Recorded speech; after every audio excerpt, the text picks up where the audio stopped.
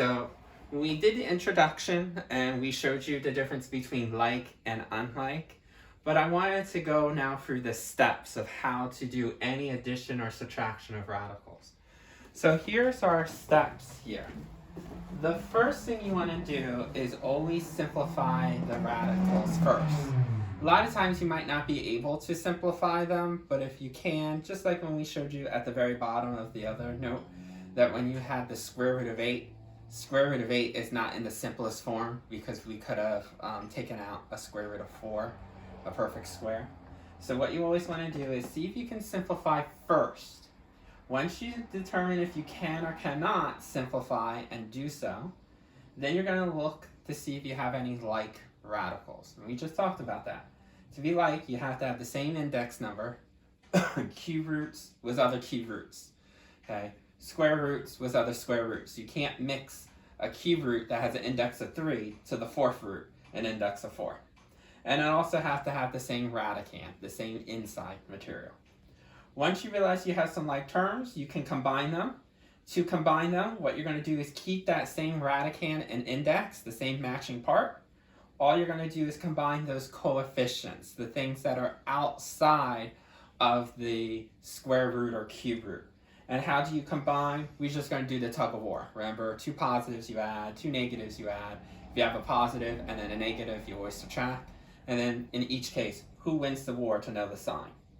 And then your fourth step, if you have a combination of different things like cube roots with a constant and a variable, then what you kind of want to do is just get used to writing it in descending order. So that the constant term is usually written last. So if you had the square root of x, you would do the square root of x first. And if it had a constant like plus 2, you put the plus 2 last. Because remember, the square root of x is the same thing as x to the 1/2. So if I was putting variables in descending order, x to the 1/2 would always be the constant term. Right? So let's take a look at this guy. So the first thing we want to do is see if we can simplify. And I know I can't simplify because 11 are prime numbers. I can't break it down. I can't do a tree diagram. Because I can't break the tree diagram, I know this is simplified. Then I look to see, are these like terms? And you can clearly see they are like terms. How?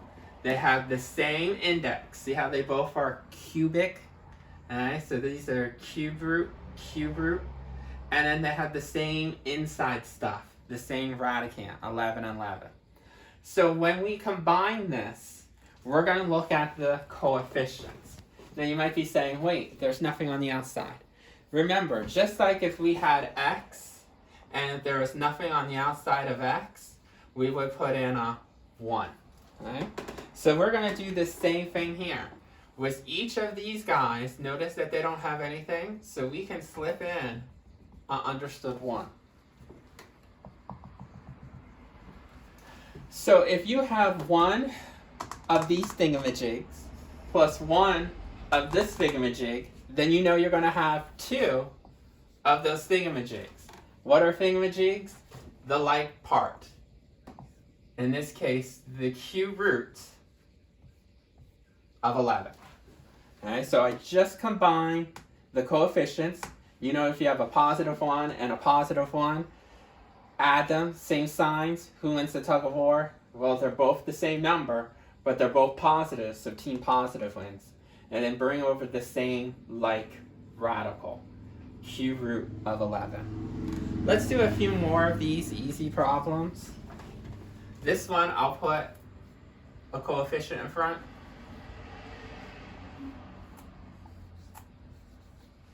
Okay. So again, our first step that we're going to do is see if you can simplify. Notice that 3, you can't do a tree diagram. It's a prime number, so you can't break this down. We can't simplify it. Next, do we have like terms? Let's see, they both have the same index. You can see this is square root, this is square root, and then 3. They both have the same radicand. When they have the same index number and radicand, then we told you, whatchamacallit, keep that same label, whatchamacallit. How do we combine? we're just going to look at these. Notice that this is a positive 7. Notice this coefficient is a negative 11. You know when you have a positive and a negative, you're going to subtract. Who's going to win the tug of war? Team 11 beats out a team 7. So it's going to be a negative, and when you subtract, 4. You can have negatives in front. With a 4 here, you're not going to break that down. The only time I ever break anything down is if I can simplify the radicand. So I know some of you are going like, wait, can't I do this as 2 or 2 times 2? No. Once you combine the coefficients, you leave that alone. Let's do another one, but this time we'll have one that might have a variable, like the, let's try a letter X. Just to show you that your radicands and your coefficients can sometimes have variables as well. So 12 square root of x minus 3 square root of x. Again, the first thing that you're going to do is see if you can simplify this, and you realize x, you can't break it down any further. Since you can't break them down any further, then we're going to see if you have like terms. Do you have the same index? Square, square. Okay, it's both square roots. And do we have the same inside stuff? Inside, inside, yes. Since they both have the same inside stuff, you're good to go. Whatchamacallit, it'll stay. That same label. Whatchamacallit. So square root of x stays square root of x. Just look at this. 12 and a negative 3. You know if they're different signs, you subtract. And then we're going to get a positive 9. Okay. So even when they're square root of x's versus square root of 5s or 7s or 2s, same principle. Let's do another one that has letters. 3, 10 square root of b minus square root of 10b. Again, see if you can simplify. Now 10 you can break down. It breaks down as 2 and 5. But when you have a 2, a 5, and a b, remember when you're doing simplifying, we're doing square roots. Square roots, remember we talked about that. We said if you have pairs of socks, you want to take them out. Well, if you have a 2, a 5, and a b, there's no pair of socks that match. So this cannot be simplified, this cannot be simplified. But we notice this and this. Doohickey, they match. So then we know we're going to keep that same label. Doohickey, square root of 10b. All you're going to do is look at the front, the coefficients. That's a negative 3. Uh-oh, you don't see a number here. So we always told you there's understood 1. So you have a negative 3 and a negative 1. So you know a negative 3 and a negative 1, 2 negatives you add. So we're going to get 4. Who wins the tug of war? Looks like team 3 does. So negative team wins. Let's do one more since we're on a roll. This time I'll put the variable on the outside and show you how that changes up just a little bit.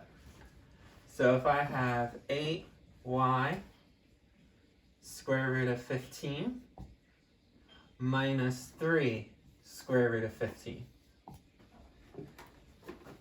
The first step I was going to see is, can I simplify? Well, let's look at the radicand, the inside stuff. Can you break this down?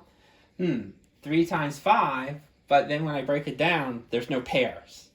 Okay, I don't break out the coefficient, I only break out what's inside the radicand. So since I can't break down 15 to bring out an extra pair of socks, then we know that this is already in the simplest form. Notice that we have the same like terms, square root, and the same radicand, 15, 15.